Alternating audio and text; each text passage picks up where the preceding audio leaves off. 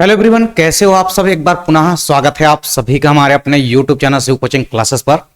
तो बच्चों, आज आप लोगों का बायोलॉजी का एग्जाम था एमपी बोर्ड में, तो उसी का यहाँ पे हम लोग पूरा का पूरा पेपर का यहाँ पे एनालिसिस करेंगे। तो चलिए, सबसे पहले अगर हम बात करते हैं, जो आज आप लोगों का पेपर आया था बायोलॉजी का, पेपर काफी आसान था। डेफिनेट रूप से जो बच्चे लास्ट तक जुड़े रहे हमारे चैनल के साथ, तो आप लोग देखे होंगे कि अधिकतर क्वेश्चन आप लोगों से बन गए होंगे। ठीक है, एक दो क्वेश्चन 2 अंकों वाले ऐसे हैं जिसको हमने नहीं कराया था, लेकिन उसके अलावा आप देखेंगे सारे के सारे सिलेक्टेड इंपॉर्टेंट क्वेश्चन हमने आपको प्रोवाइड कराए थे। ठीक है, तो आप लोगों के एग्जाम में सारे के सारे क्वेश्चन वही आए हैं जो हमने आपको पूरे पूरे कवर कराए थे। चलिए, सबसे पहले अगर हम बात करेंगे तो इसमें हमारा जो है सत्य असत्य वाला क्वेश्चन आपके एग्जाम में पूछा गया था।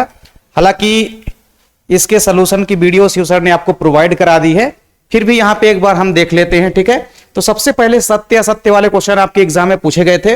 पहला क्वेश्चन पूछा गया था कि परागकण का जो बाह्य चोल होता है ये स्पोरोपोलिन का बना होता है। तो ये बात तो बिल्कुल सत्य है। ठीक है, ये आपका क्या हो जाएगा, ये आपका सत्य हो जाएगा। ठीक है, जो परागकण या पोलन ग्रैंड है उसकी जो बाह्य चोल होती है, ठीक है, यानी कि जो बाह्य चोल या एक्साइन होता है ये स्पोरोपोलिन का ही बना होता है। ठीक है, ये क्वेश्चन भी हमने आपको कराया था। अगला क्वेश्चन है कि 50 प्राथमिक शुक्र कोशिकाएं 200 शुक्राणुओं का निर्माण करती है। तो यह क्वेश्चन भी हमने आपको बताया था कि एक प्राथमिक शुक्र कोशिका जो होती है, ठीक है, वो 4 शुक्राणुओं का निर्माण करती है। तो 50 प्राथमिक शुक्र कोशिकाएं 200 शुक्राणुओं का निर्माण करेगी। ठीक है, तो दूसरा भी आपका क्या हो जाएगा, दूसरा भी आपका हो जाएगा सत्य। ठीक है, तीसरा नंबर आप लोग देखेंगे, वर्णांधता जो है, वर्णांधता रोग से ग्रसित कोई व्यक्ति है तो वह केवल लाल एवं हरे रंग में विभेद कर सकता है। ठीक है, तो आप देखेंगे कि वर्णांधता में लाल हरी वर्णांधता तो होती ही है, इसके अलावा व्यक्ति नीले और पीले रंग में भी विभेद नहीं कर पाता है। ठीक है, यानी ये आपका क्या हो जाएगा, ये आपका हो जाएगा असत्य। ठीक है, ये आपका क्या हो जाएगा, तीसरा हो जाएगा आपका असत्य। ठीक है, चलिए, चौथा क्वेश्चन था कि डीएनए में यूरेसिल नामक नाइट्रोजनी क्षारक पाया जाता है। तो डीएनए में भैया यूरेसिल नहीं पाया जाता है, यूरेसिल पाया जाता है आरएनए में। ठीक है, तो ये आपका क्या हो जाएगा, असत्य हो जाएगा। ठीक है, ये भी आपका क्या हो जाएगा, असत्य हो जाएगा। ठीक है, चलिए, इसके बाद अगला क्वेश्चन दिया गया था कि अस्थिमज्जा और थाइमस ये द्वितीयक लसिकांग अंग होते हैं। ठीक है, तो ये भी आपका क्या हो जाएगा, ये भी आपका असत्य हो जाएगा। ठीक है, ये द्वितीयक लसिका अंग नहीं होते हैं। ठीक है, तो ये भी आपका क्या हो जाएगा, असत्य हो जाएगा। चलिए, इसके बाद आप लोग देखेंगे जो अगला क्वेश्चन था, ठीक है, अगला क्वेश्चन आप लोग देखेंगे, प्रत्येक प्रतिबंधन एंडोन्यूक्लियस डीएनए में विशिष्ट पॉलिंड्रमिक न्यूक्लियोटाइड्स जो है अनुक्रमों को पहचानता है। तो बिल्कुल ठीक है, ये आपका क्या हो जाएगा, ये आपका हो जाएगा सत्य। ठीक है, तो आपके सत्य असत्य में, ठीक है, सत्य असत्य में आपके 3 सत्य हैं और 3 जो हैं आपके असत्य हैं। ठीक है, तो ये चीज आपको याद रखना है। तीसरा, चौथा और पांचवे आपके क्या हैं, असत्य हैं, और पहला, दूसरा और आपका छठवां नंबर क्वेश्चन जो है ये सत्य हैं। ठीक है, तो सत्य असत्य वाले क्वेश्चन भी काफी आसान थे, ये आप सभी लोगों से बन गए होंगे, सभी लोगों ने इसका आंसर सही तरीके से कर लिया होगा।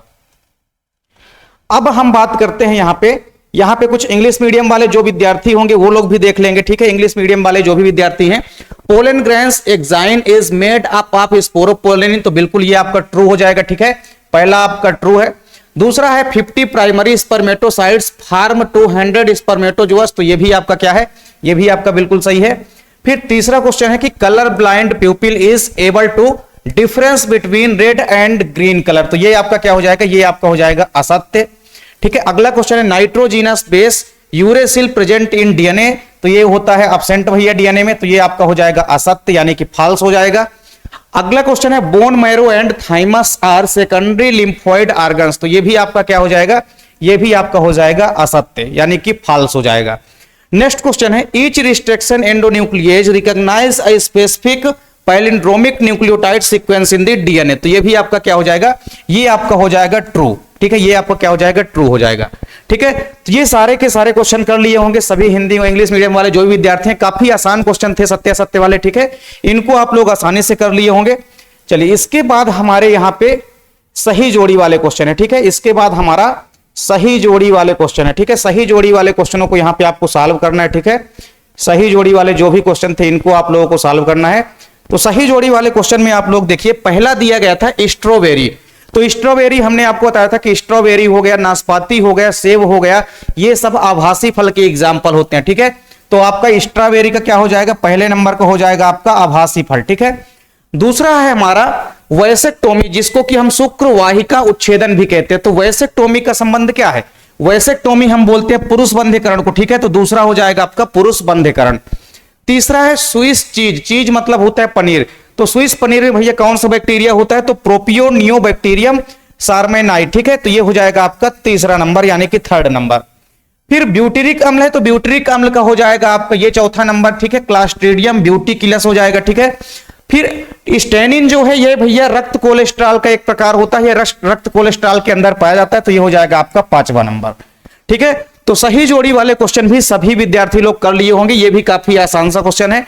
ठीक है, चलिए इसके बाद हम बात करते हैं अपने, चलिए इसके बाद यहां पे सेम वही चीज है, इंग्लिश मीडियम वाले विद्यार्थी भी इसको आसानी से कर लेंगे। ठीक है, चलिए इसके बाद आप लोग देखेंगे एक शब्द या वाक्य में उत्तर वाले क्वेश्चन पूछे गए थे। ठीक है, जिसमें पहला क्वेश्चन दिया गया है कि मेथियोनिन का कूट लेखन एवं प्रारंभिक कूट करने वाले अनुवांशिक कोड को लिखे।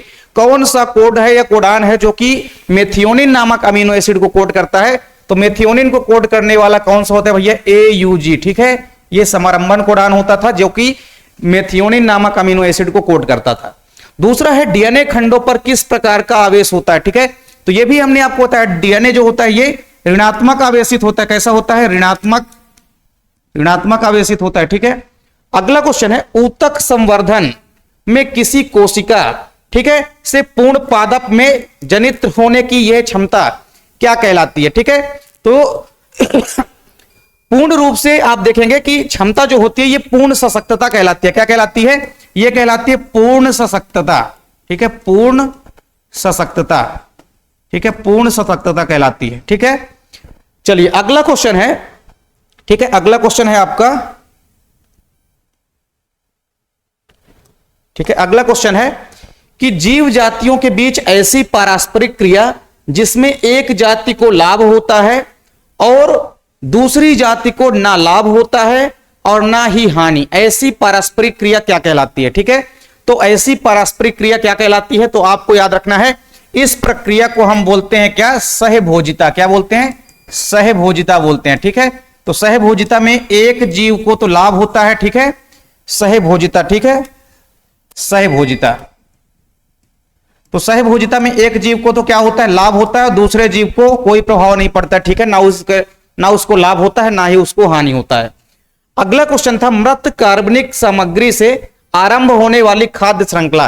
तो मृत कार्बनिक पदार्थों से अगर कोई खाद्य श्रृंखला प्रारंभ होती है तो उसको हम क्या बोलते हैं, उसको हम बोलते हैं अपरद खाद्य श्रृंखला। क्या बोलते हैं, अपरद खाद्य श्रृंखला।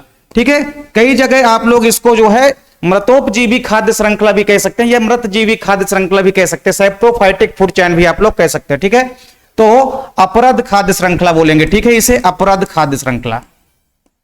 चलिए, तो ये सारे के सारे आपके एक वाक्य में उत्तर वाले क्वेश्चन थे जिनको आपको आसानी से सॉल्व कर लेना था। सारे के सारे आसान क्वेश्चन हैं, ये सारे के सारे हमने क्वेश्चन आप लोगों को कराए हुए हैं। ठीक है, इसके बाद आप लोग देखेंगे, इसके बाद आप लोगों का सही विकल्प चुनकर लिखे। ठीक है, सही विकल्प वाले क्वेश्चन थे बीज के अंदर भ्रूण निष्क्रियता की दशा क्या कहलाती है। तो बीज के अंदर जब भ्रूण निष्क्रिय अवस्था में रहता है तो इसको हम प्रसुप्ति अवस्था बोलते हैं। ठीक है, या प्रसुप्तावस्था बोलते हैं। ठीक है, तो यहां पे प्रसुप्ति दिया गया है तो ये आपका राइट आंसर हो जाएगा। ये क्वेश्चन भी हमने आपको कराया कि बीज की निष्क्रिय अवस्था क्या कहलाती है, प्रसुप्ति कहलाती है। निषेचन की क्रिया अंडवाहिनी के किस क्षेत्र में संपन्न होती है, तो हमने आपको कराया है निषेचन की क्रिया कहां होती है, एम्पुला भाग, एम्पुला वाले भाग में होती है, अंडवाहिनी के एम्पुला वाले भाग में होती है, बीच वाले भाग में। ठीक है, फिर इसके बाद देखेंगे आप लोग, अगला क्वेश्चन था कि डीएनए खंड में समान प्रकार के चिपचिपे सिरे होते हैं जो निम्नलिखित में से किसकी सहायता से आपस में जुड़े होते हैं। तो सिंपल सी बात है कि जो डीएनए के खंड होते हैं किसकी सहायता से आपस में जुड़े होते हैं या डीएनए के खंडों को कौन जोड़ता है, तो आपको याद रखना है डीएनए लाइगेज। कौन जोड़ता है, डीएनए लाइगेज जो है जोड़ने का कार्य करता है। ठीक है, तो ये क्वेश्चन भी आप लोगों ने आसानी से कर लिया होगा।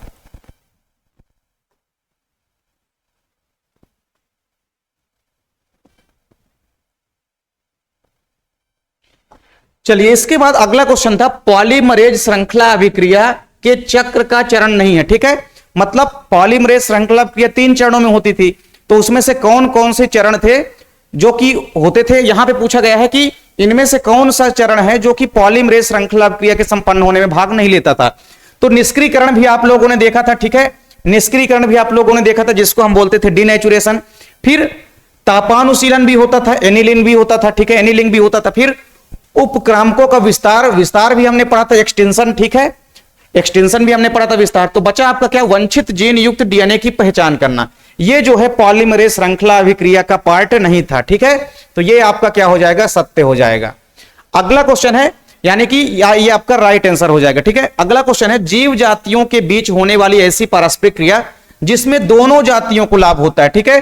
तो जिस प्रक्रिया में दोनों जातियों को लाभ होता है उसको हम भैया सहोपकारिता बोलते हैं। साथ साथ रहकर जब जो दो जीव जीवन यापन करते हैं जिसमें से दोनों को लाभ होता है, ठीक है, तो ये आपका हो जाएगा सहोपकारिता, ठीक है, सिम्बियोटिक, ठीक है। चलिए अगला क्वेश्चन था कि यदि हम सकल प्राथमिक उत्पादकता से श्वसन के दौरान हुई जो क्षति को घटा देते हैं तो इसे हम क्या कहते हैं, तो इसे भैया हम नेट प्राथमिक उत्पादकता कहते हैं। क्या कहते हैं, नेट प्राथमिक उत्पादकता कहते हैं। चलिए अब इसके बाद आप लोगों को यहां पे देखना है कौन से क्वेश्चन पूछे गए थे। रिक्त स्थान वाले क्वेश्चन आपके एग्जाम में पूछे गए थे।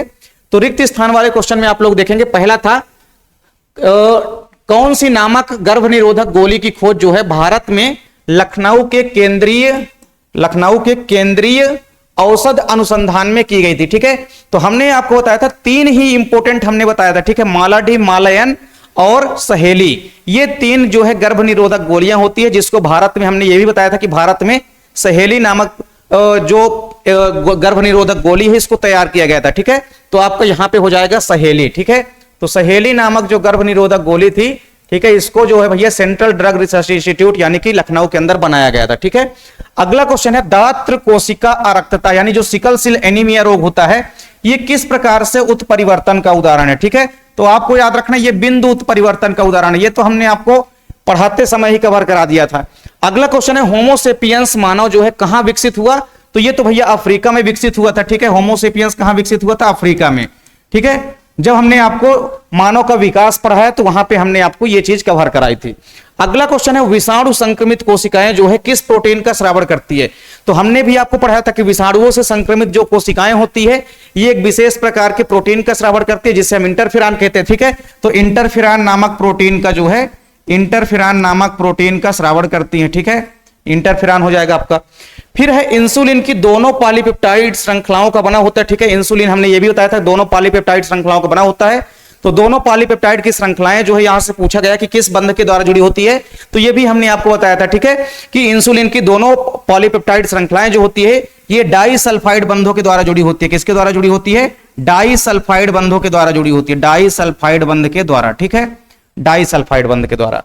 चलिए इसके बाद आप देखेंगे, इसके बाद अगला क्वेश्चन था, ठीक है, इसके बाद आपका अगला क्वेश्चन था कि जब एक जाति विलुप्त होती है, ठीक है, तब उस पर आधारित दूसरे जंतु व पादप जातियां भी विलुप्त होने लगती है। तो इसे हम क्या बोलेंगे भैया, एक जंतु के साथ जब दूसरे जंतु की जातियां भी विलुप्त होगी तो सह विलुप्तता कहलाएगा, ठीक है। तो यहां पे आप लिख सकते हैं सह विलुप्ति। क्या कहलाती है यह प्रक्रिया, सह विलुप्ति कहलाती है, ठीक है, सह विलुप्ति, सह विलुप्ति, ठीक है, सह विलुप्ति कहलाती है, ठीक है, सह विलुप्ति। तो ये भी आप लोग कर लिए होंगे, ठीक है। तो रिक्त स्थान वाले क्वेश्चन भी आप लोगों के लिए काफी आसान थे, इसको भी आप लोगों ने आसानी से कर लिया होगा। चलिए इसके बाद हमारे जो भी 2 अंकों वाले क्वेश्चन है इनको हम देखते हैं, ठीक है। चलिए 2 अंकों वाले क्वेश्चन आप लोग देखेंगे, अधिकतर क्वेश्चन वही आए हैं जो हमने आपको कराया था। ये क्वेश्चन जरूर हमने आपको नहीं कराया था, ठीक है। 6ठे नंबर का क्वेश्चन जो है इसको जरूर हमने आपको नहीं कराया था, ये वाला क्वेश्चन, ठीक है।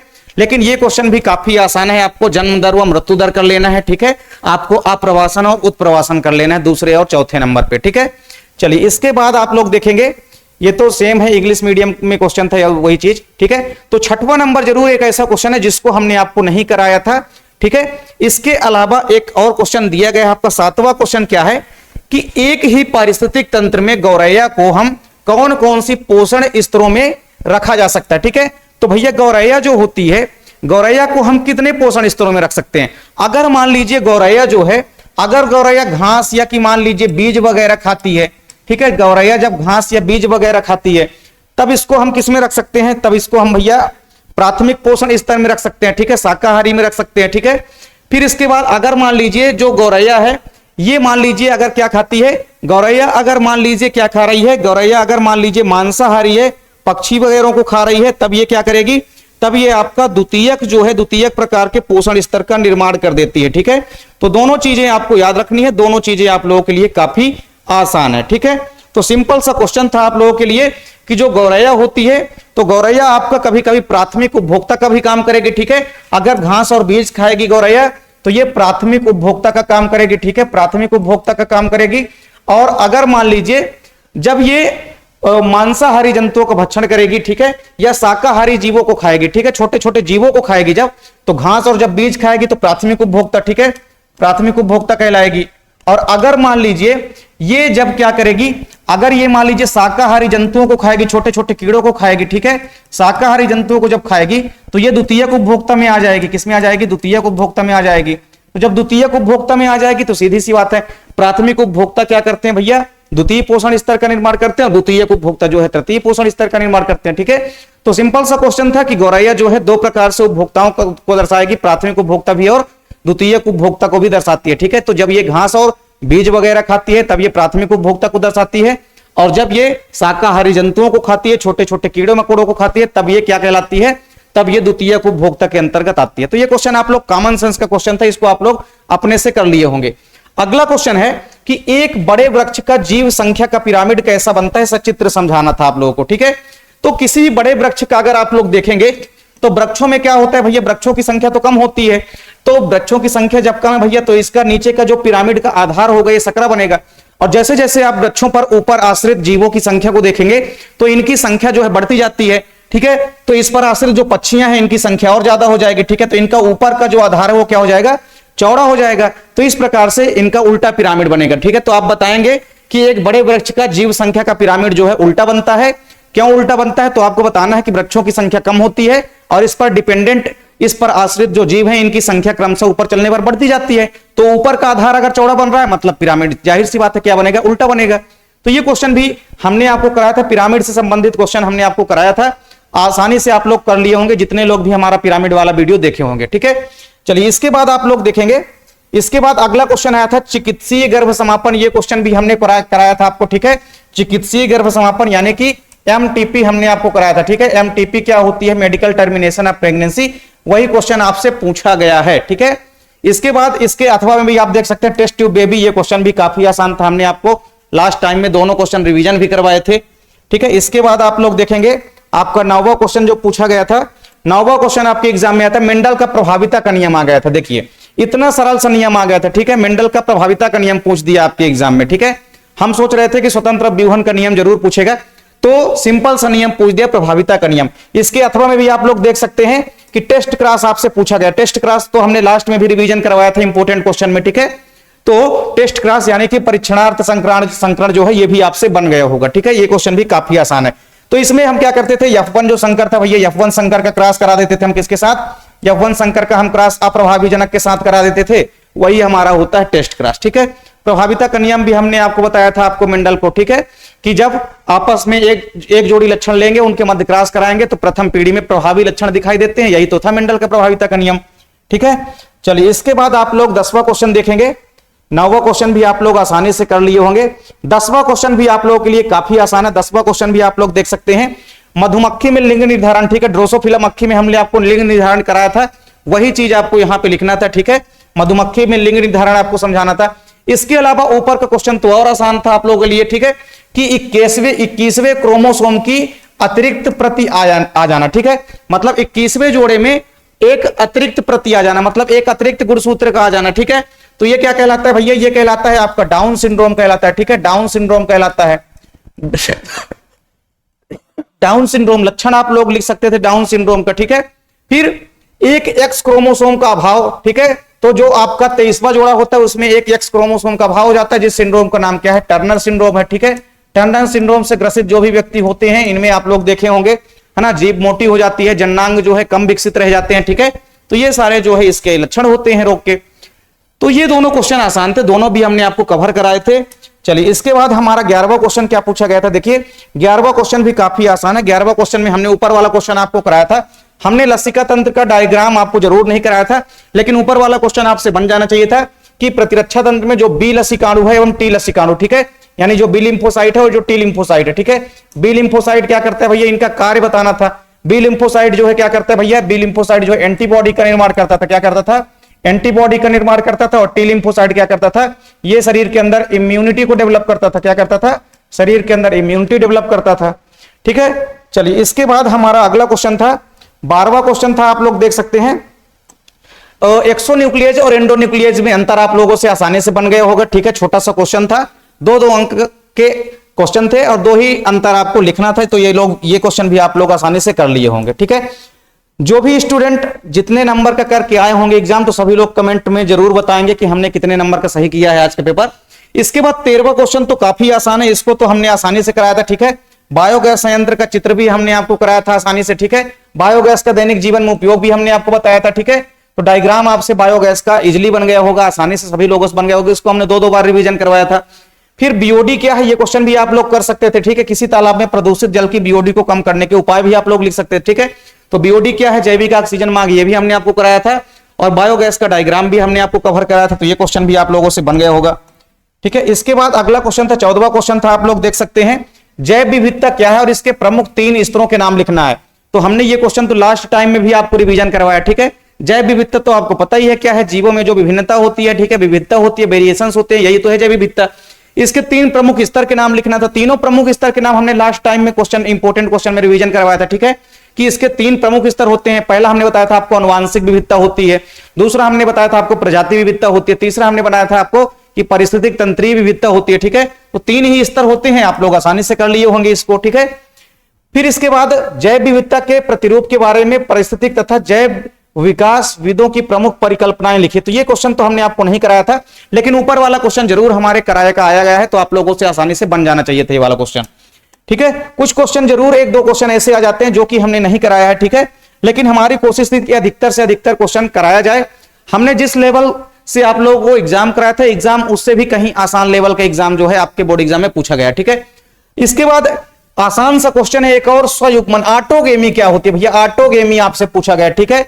जिस पुष्प से परागकण निकलते हैं उसी पुष्प की वर्तिका आगे पे गिर जाए तो ऑटोगेमी है, ठीक है। और आपको यह भी बता देना था कि जो क्लिस्टोगेमी होती है, या जो अनुन्मीलित परागणी पुष्प होते हैं उसमें पर परागण की प्रक्रिया क्यों नहीं होती भैया, क्योंकि उसके पुष्प जो है खिले ही नहीं रहते हैं, तो कहां से हो पाएगी पर परागण की प्रक्रिया, ठीक है। तो ये आपको बताना था। अथवा में तो और सरल क्वेश्चन पूछा गया था, गुरु बीजाणु जनन किसे कहते हैं, ठीक है, मेगा स्पोरोजिनेसिस आपसे पूछा गया था। साथ ही साथ परिपक्व भ्रूण कोष का नामांकित चित्र बनाया गया था, ठीक है। हमने आपको कई बार भ्रूण कोष का डायग्राम जो है रिवीजन करवाया था, ठीक है। एम्ब्रियो सैक का डायग्राम हमने आपको कई बार कराया था, तो आसानी से आप लोग ये क्वेश्चन भी कवर कर लिए होंगे, ठीक है। इसके बाद आप लोग देखेंगे, इसके बाद जो हमारा अगला क्वेश्चन था, इसके बाद 16वां नंबर का क्वेश्चन आप लोग देख सकते हैं। 16वें नंबर के क्वेश्चन में क्या पूछा गया था, यह क्वेश्चन भी आप लोगों के लिए काफी आसान था, ठीक है। हमने आपको यह भी कहा था कि इस बार पेपर ऐसा हो सकता है कि एक 4 अंक के क्वेश्चन में छोटे छोटे 3-4 क्वेश्चन को ऐड कर सकता है, तो उसी प्रकार यहां पे आपको दिया गया है, ठीक है। जैसे निम्नलिखित के बारे में संक्षेप में टिप्पणी लिखना था। पहला था प्राकृतिक वर्ण, ठीक है। तो प्राकृतिक वर्ण का मतलब भी आपको पता था कि प्राकृतिक वर्ण का मतलब यह है कि चार्ल्स डार्विन ने क्या बताया था भैया, कि जो जीव अपने आप को प्रकृति के अनुसार ढाल लेते हैं वही आगे जीवित रह पाते हैं, जो अनुकूल बना लेते हैं अपने आप को वही जीवित रह पाते हैं। तो प्राकृतिक वर्ण या प्राकृतिक चुनाव का मतलब यही था, ठीक है। फिर समजातता क्या होती थी, समजातता भैया क्या होती है, समजात अंगों में जो समानता होती थी वही समजातता कहलाती थी, ठीक है। तो समजातता आप लोगों से बन जाएगा। तुल्य रूपता भी काफी आसान था, एनोलॉजी आपसे पूछा गया था, ठीक है। तो ये क्वेश्चन भी आप लोग आसानी से 3 नंबर को क्वेश्चन कर लिए होंगे। चलिए इसके बाद आप लोग देखे होंगे, इसके अथवा में भी जो क्वेश्चन आए थे वो भी आप लोगों से बन जाना चाहिए था। बिग बैंग सिद्धांत तो आप लोगों से बन गया होगा, ठीक है। मिलर नामक वैज्ञानिक द्वारा अपने प्रयोग के दौरान बंद फ्लास्क में कौन कौन सी गैस ली गई थी भैया, तो मीथेन लिया गया था, अमोनिया लिया गया था, हाइड्रोजन लिया गया था और जलवाष्प लिया गया था, यही गैसें तो ली गई थी। फिर हार्डी वीनबर्ग सिद्धांत का समीकरण आपको लिख देना था, ठीक है। P + Q का स्क्वायर बराबर आपको लिख देना था P² + 2PQ + Q², यही तो था हार्डी वीनबर्ग सिद्धांत का समीकरण। समीकरण केवल आप लोगों को लिखना था, ठीक है। तो ये क्वेश्चन भी आप लोगों से बन गया होगा, ठीक है। इसके बाद आप लोग देखेंगे 17वां क्वेश्चन आपके एग्जाम में क्या आया था। तो 17वां क्वेश्चन आपके बोर्ड एग्जाम में आसान सा आया हुआ है, एड्स के बारे में। बहुत सारे बच्चे कमेंट भी कर रहे थे कि सर क्या एड्स से क्वेश्चन आया था, तो एड्स के क्वेश्चन का हमने रिवीजन भी करवाया था और हमने आपको बताया भी था कि जितने भी यौन संक्रमित रोग हैं, तीनों के तीनों यौन संक्रमित रोगों को आपको अच्छे से तैयार कर लेना है। तो एड्स का यहाँ पे रोग कारक का नाम पूछा था भैया, ठीक है, एड्स के रोग कारक का नाम पूछा था तो आप लोग लिख सकते थे आसानी से। एड्स परीक्षण का नाम पूछा था तो आप लोग लिख देते एलिसा परीक्षण कहलाता है, ठीक है, ठीक है। फिर इसके बाद आप देखेंगे एड्स संक्रमण के प्रमुख कारण आप लोगों को लिख देना था और रोकथाम के उपाय, तो ये भी हमने आपको कराए हैं। चारों के चारों क्वेश्चन सेम वही दे दिया है, चारों चीजें हमने आपको कराई थी, ठीक है। HIV वायरस हो गया, एलिसा हो गया, और जो भी इसके लक्षण है वो भी आप लोगों को उससे आसानी से बन गया होगा, और इसको रोकने के या रोकथाम के उपाय भी आप लोग आसानी से कर लिए होंगे, ठीक है। चलिए इसके बाद आप लोग देखे होंगे 18वां क्वेश्चन, 18वां ये अथवा देख सकते हैं आप लोग। अथवा भी अगर आप लोग 17वें क्वेश्चन का अथवा भी किए होंगे तो भी आपसे बन गया होगा। स्वप्रतिरक्षा रोग का आपको कोई एक एग्जाम्पल बताना था, ठीक है। स्वप्रतिरक्षा का एग्जाम्पल आप एनीमिया से लेकर के बहुत सारे एग्जाम्पल तो हमने कराए थे, कुछ भी आप लोग लिख सकते थे। फिर विनिवर्तन के संलक्षण, ये जरूर क्वेश्चन हमने आपको नहीं कराया था। इसके अलावा ड्रग्स के कुप्रभाव क्या है, रोकथाम और नियंत्रण के उपाय, ये तो सब हमने आपको ऑलरेडी कराए थे, ठीक है। चलिए इसके बाद अगला क्वेश्चन था हमारा 18वां क्वेश्चन, ठीक है। 18वें क्वेश्चन में पूछा गया भैया जीन चिकित्सा। जीन चिकित्सा क्या होती है भैया, हमने आपको कई बार कराया। जीन चिकित्सा मतलब जीन थेरेपी, ठीक है, और एडिनोसिन डीएमिनेज की कमी को दूर करने के लिए स्थायी उपचार। तो ये क्वेश्चन के आंसर भी हमने आपको इंपोर्टेंट क्वेश्चन में 2 अंकों में प्रोवाइड कराए थे, ठीक है। 2 व 3 अंकों वाले क्वेश्चन में ये वीडियो हमने आपको प्रोवाइड कराई थी। फिर बीटी कपास की वृद्धि के दौरान निर्मित कीटनाशक प्रोटीन जो है वो बैसिलस को क्यों नहीं मारता जबकि विशिष्ट कीटों को मार देता है, क्यों, ठीक है। तो ये क्वेश्चन भी हमने कराया था। हमने ये चीज आपको कराया था ना कि बीटी काटन जिस जीवाणु के अंदर बनता है उस जीवाणु को नष्ट क्यों नहीं करता है जबकि बाकी जीवाणुओं के लिए यह हानिकारक होता है। तो ये क्वेश्चन तो हमने एग्जैक्ट आपको कराया था, ठीक है। चलिए इसके बाद आपका अगला क्वेश्चन पूछा गया था, इसके अथवा में पूछा गया था आप लोगों से क्या कि परजीवी जंतु क्या होते हैं, परजीवी जंतुओं का उत्पादन जो है क्यों किया जाता है, ठीक है। तो आसान सा क्वेश्चन था भैया, परजीवी जंतु क्या होते हैं, इनका उत्पादन क्यों किया जाता है और इन जंतुओं से मानव को क्या क्या लाभ होते हैं, ये लोग तो आप लोग आसानी से लिख सकते हैं, ठीक है। फिर इसके बाद आप लोग देखेंगे 19वां जो क्वेश्चन था, इसमें तो काफी आसान पूछा गया क्वेश्चन आप लोगों से। 19वें क्वेश्चन में अपरा या प्लेसेंटा के कार्य पूछा गया है। रजोनिवृत्ति क्या होती है भैया, रजोधर्म का समाप्त होना रजोनिवृत्ति कहलाता है। स्टेम सेल्स क्या होती है, स्टेम सेल्स हमने आपको बताया था कि ऐसी कोशिकाएं होती है जो विभाजित होकर के लगातार कई अलग अलग प्रकार की कोशिकाओं को बनाने में सक्षम होती है। जोना पेलुसिडा आप लोगों से पूछा गया, ठीक है। जोना पेलुसिडा एक लेयर होती है, हमने बताया था, जो कि सेकेंडरी साइड को चारों तरफ से घेर लेती है, ठीक है। तो जो आपकी प्राथमिक जोना पेलुसिडा होती है, ठीक है, तो प्राथमिक अंडक कोशिका को चारों तरफ से घेर लेती है, ठीक है, जिसको फिर हम क्या कहने लगते हैं, प्राथमिक पुटिका कहने लग जाते हैं, ठीक है। तो ये आसान क्वेश्चन था, हमने आपको चैप्टर के बीच बीच में ही सारे क्वेश्चन कंप्लीट करा दिए थे। लास्ट में भी हमने ये आपको चारों के चारों क्वेश्चन कवर कराए हैं, आप लोग जाकर के देखे होंगे, ठीक है। इसके बाद आप लोग देख सकते हैं हमारा एक इसका अथवा में भी क्वेश्चन पूछा गया था। 19 नंबर के अथवा में कितना आसान सा क्वेश्चन पूछा गया है, ठीक है। 19 नंबर के अथवा में आपसे शुक्राणु और अंडाशय के अनुप्रस्थ काट का डायग्राम पूछा गया था, ठीक है। काफी इजी था, इसको भी हमने आपको कराया है, आसानी से आप लोग कर लिए होंगे। सभी के सभी डायग्राम भी हमने आपको कराए थे कवर। इसके बाद एक आखिरी क्वेश्चन आपके बोर्ड एग्जाम में पूछा गया था जो कि काफी आसान था, 4 नंबर को क्वेश्चन था, ठीक है। 4 नंबर को क्वेश्चन काफी आसान पूछा गया आप लोगों के लिए। इसमें डीएनए अंगुली छापन पूछा गया। हमने आपको कई बार बोला था, लास्ट क्वेश्चन में भी हमने दिया था आपके लिए टास्क कि इस क्वेश्चन को तैयार करके जाना है। फिंगरप्रिंटिंग क्या, डीएनए फिंगरप्रिंटिंग, ठीक है, इसके उपयोग लिखना था, यानी कि अनुप्रयोग लिखना था आप लोगों के लिए, ठीक है। फिर अथवा में भी काफी आसान सा क्वेश्चन दिया है कि डीएनए का जो वाटसन एवं क्रिक का द्विकुंडलित मॉडल है, यह भी आप लोगों को लिखना है, इसकी विशेषता बतानी है। तो 4 अंकों वाले जितने भी क्वेश्चन आए हैं, हमने आपको सिलेक्टेड क्वेश्चन जो दिए थे उन्हीं में से आए हैं। 3 अंकों वाले क्वेश्चन सारे के सारे पूछे गए हैं। 2 अंकों में 2 क्वेश्चन जरूर ऐसे आए हैं जो कि हमने आपको उतना अच्छे से कवर नहीं कराया था, ठीक है। बाकी आप लोग के जितने भी ऑब्जेक्टिव क्वेश्चन हैं, आपके जो भी 3 व 4 अंकों के इंपोर्टेंट क्वेश्चन है, सारे के सारे सिलेक्टेड क्वेश्चन हमने आपको पहले ही वीडियो प्रोवाइड करा दी थी और लास्ट में हमने जो भी आपके लिए इंपोर्टेंट क्वेश्चन प्रोवाइड कराए थे उसमें से अधिकतर क्वेश्चन आपके बोर्ड एग्जाम में पूछे गए हैं, ठीक है। तो सभी लोग कमेंट बॉक्स में बताइएगा जरूर कि आप लोग कितने नंबर का सही करके आए हैं, ठीक है। तो मिलते हैं आप लोगों से नेक्स्ट वीडियो में, तब तक के लिए जय हिंद, वंदे मातरम।